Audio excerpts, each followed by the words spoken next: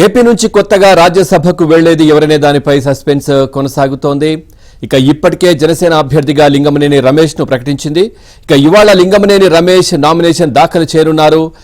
TDP తన 3 అభ్యర్థులను ప్రకటించాల్సి ఉంది. ఇప్పటికే రాజ్యసభ సభ్యుడిగా ఉన్న సానా సతీష్ కు మరో అవకాశం దక్కడం దాదాపు ఖరారైంది. విద్యా సంస్థల అధిపతి భాష్యం రామకృష్ణను పెద్దల సభకు పంపనున్నట్లు సమాచారం. 3వ అభ్యర్థి ఎవరనే అంశంపైనే ఉత్కంఠ నెలకొంది. బీసీ వర్గం నుంచి ఎంపిక చేసేటట్లయితే స్పీకర్ చింతకాయల అయ్యన్న పాత్రుడు కుమారుడు విజయ్కి ఎస్సీ వర్గ నేతను ఎంపిక చేస్తే సీనియర్ నేత వర్ల రామయ్యకు అవకాశం దక్కుతుందని తెలుస్తోంది.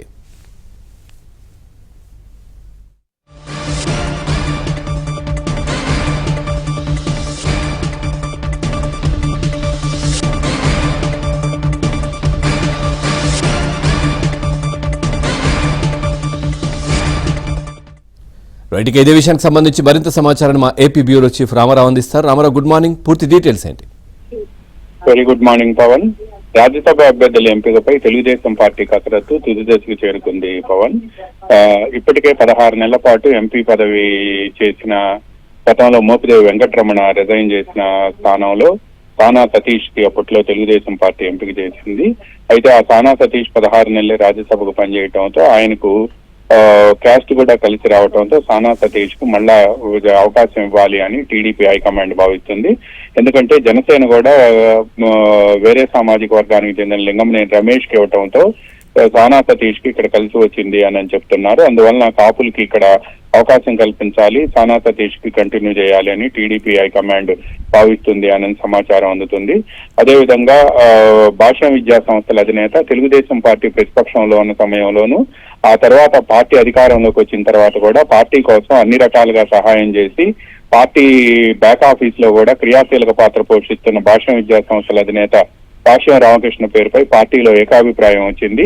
ఆయనకు రాజ్యసభ ఇవ్వాల్సిందేను అని పలువురు కోరటంతో పాటు ముఖ్యమంత్రి చంద్రబాబు నాయుడు, పార్టీ జాతీయ వర్కింగ్ ప్రెసిడెంట్ నారా లోకేష్ కూడా సానుకూలంగా ఉన్నారు. గతంలో కూడా ఆయనకి రాజ్యసభ ఇస్తారని ప్రచారం జరిగినప్పటికీ కూడా ఈసారి మాత్రం ఆయనకి రాజ్యసభ ఇవ్వాలి అని చెప్పి హైకమాండ్ దాదాపుగా నిర్ణయానికి రావడంతో పాటు పార్టీలో కూడా పూర్తి ఏకాభిప్రాయం రావటం, ఆయనకి ఇవ్వాలని అందరూ కోరటంతో భాషా విద్యా సంస్థల అధినేత భాష్యం రామకృష్ణ పేరు దాదాపుగా ఖరారైందని చెబుతున్నారు. 3వ అభ్యర్థిపై మాత్రం తెలుగుదేశం పార్టీలో బాగా తర్జన భర్జనలు జరుగుతున్నాయి.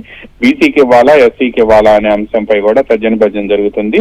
బీసీలకైతే రాష్ట్ర శాసనసభ స్పీకర్ తెలుగుదేశం పార్టీకి సంబంధించిన సీనియర్ ఎమ్మెల్యే చింతకాయల అయ్యన్న పాత్రుడు కుమారుడు చింతకాయల విజయ్కి ఇస్తారు అని చెప్పి ప్రచారం జరుగుతుంది. ఎందుకు అంటే చింతకాయల విజయ్ పార్టీ ప్రతిపక్షంలో ఉన్న సమయంలో ఐటీడీపీకి పూర్తి బాధ్యతలు తీసుకోవటం, పైగా పోలీసుల వేధింపులు, అదేవిధంగా అక్రమ కేసులు, కక్ష సాధింపు చర్యలకు కూడా అప్పుడు వైసీపీ ప్రభుత్వం చింతకాయల విజయ్పై దిగింది. అయినప్పటికీ కూడా ఇవన్నీ తట్టుకొని నిలబడటంతో పాటు ఐటీడీపీని సమర్థంగా నడిపించారనే పేరు చింతకాయల విజయ్కి పార్టీలో ఉంది.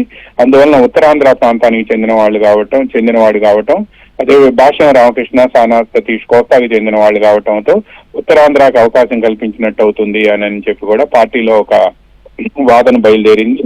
ఈ నేపథ్యంలో చింతకాయల విజయ్ పేరుని పరిగణలోకి తీసుకున్నారు. అయితే ఇదే సమయంలో ఎస్సీ సామాజిక వర్గం అయితే మాత్రం వల్లరామయ్య పేరు రామయ్యను పరిగణలోకి తీసుకుంటారని చెప్తున్నారు. ఎందుకంటే వల్లరామయ్య తెలుగుదేశం పార్టీ ప్రతిపక్షంలో ఉన్న సమయంలో 2019 నుంచి 2024 వరకు పార్టీ వాణి వినిపించడంతో పాటు ఇదే సమయంలో పలు కేసులు కూడా ఆయనపై నమోదు చేశారు. అదేవిధంగా వల్లరామయ్య గతంలో కూడా ఒకసారి రాజ్యసభ ఇస్తామని చెప్పి చివరి నిమిషంలో ఆయనకి పదవి ఆగింది. దీంతో పాటు వల్లరామయ్య గతంలో పార్టీ అధికారంలో లేని సమయంలో కూడా ఆయన రాజ్యసభకు పోటీ చేశారు. అయితే వల్లరామయ్యకి సంబంధించి పార్టీ హైకమాండ్ మాత్రం ఎస్సీలకు ఇస్తే ఆయనకే ఇవ్వాలి అని చెప్పి సానుకూలంగా ఉంది.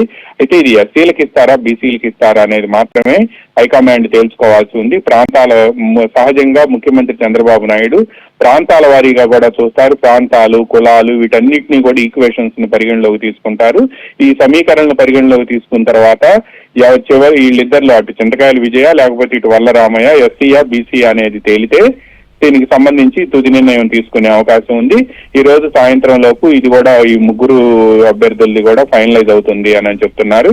ఇప్పటికే జనసేన అభ్యర్థిగా లింగమనేని రమేష్ పారిశ్రామికవేత్త తెలుగు జనసేనకి 2015 నుంచి కూడా పవన్ కళ్యాణ్ అంటిపెట్టుకుని ఉండటమే కాకుండా వైసీపీ ప్రభుత్వం అనేక కక్ష సాధింపు చర్యలకు దిగినప్పటికీ కూడా ఎక్కడా కూడా వెనకడుగు వేయకుండా ఆయన ఆర్థిక మూలాలపై దెబ్బతీయాలని ప్రయత్నించినప్పటికీ కూడా జనసేనతోనే అంటిపెట్టుకుని ఉన్నారు. దీంతో లింగమనేని రమేష్ పేరును ఖరారు చేశారు నిన్న పవన్ కళ్యాణ్. ఆయన ఈ రోజు ఉదయం 12 గంటలకి అసెంబ్లీలో తన నామినేషన్ ని రిటర్నింగ్ అధికారికి సమర్పించబోతున్నారు. పవన్ జనసేనకు సంబంధించిన అగ్రనేతలంతా కూడా ఈ కార్యక్రమానికి హాజరు కాబోతున్నారు. తెలుగుదేశం పార్టీ కూడా ఈ రోజు సాయంత్రంలో ప్రకటిస్తుంది అని అంటున్నారు. వేచి చూడాల్సి ఉంది. కసరత్తు పూర్తయిన తర్వాత ప్రకటన విడుదలయ్యే అవకాశం ఉంది. బట్ సానా సతీష్ అండ్ భాషం రామకృష్ణ వీళ్ళిద్దరి పేర్లు మాత్రం ఖరారైనవి అని చెప్పి మాత్రం చెబుతున్నారు. అయితే అధికారికంగా ప్రకటించాల్సి ఉంది. చివరి నిమిషంలో ఎటువంటి మార్పులు చోటు చేసుకుంటాయి అనేది కూడా వేచి చూడాల్సి ఉంది. ముఖ్యమంత్రి చంద్రబాబు నాయుడు లేదా నారా లోకేష్ ఎంపిక చేసిన అభ్యర్థులకు ఫోన్లు చేసి వాళ్ళకి అభినందనలు తెలిపిన తర్వాత మాత్రమే ప్రకటన విడుదల చేయాలని తెలుగుదేశం పార్టీలో భావిస్తున్నారు. ఈ రోజు ఆ కసరత్తు పూర్తి చేసి తుది నిర్ణయం తీసుకునే అవకాశం ఉంది. మామూలుగా అయితే చంద్రబాబు నాయుడు ఈ రోజు శనివారం కావడంతో పార్టీ కేంద్ర కార్యాలయానికి వస్తారని ముందుగా అందరూ భావించారు. కానీ ఆ రాజ్యసభ అభ్యర్థులకు సంబంధించి చివరి కసరత్తు జరుగుతుండటంతో ఆయన దీనిపై పార్టీ నేతలతో మాట్లాడి ఆ తర్వాత నిర్ణయం ప్రకటిస్తారు అని కూడా చెప్తున్నారు. అందువల్ల ఆయన పార్టీ కేంద్ర కార్యాలయానికి వచ్చే కార్యక్రమాన్ని కూడా రద్దు చేసుకొని క్యాంపు కార్యాలయంలోనే ఉంటున్నారు. ఈ రోజు సాయంత్రం లోపు నిర్ణయం తీసుకుంటారని పార్టీ వర్గాలు ఆశిస్తున్నాయి. వాళ్ళు కూడా ఎదురు చూస్తూ ఉన్నారు. Pawan. Right, thank you Rama Rao, thanks for the updates.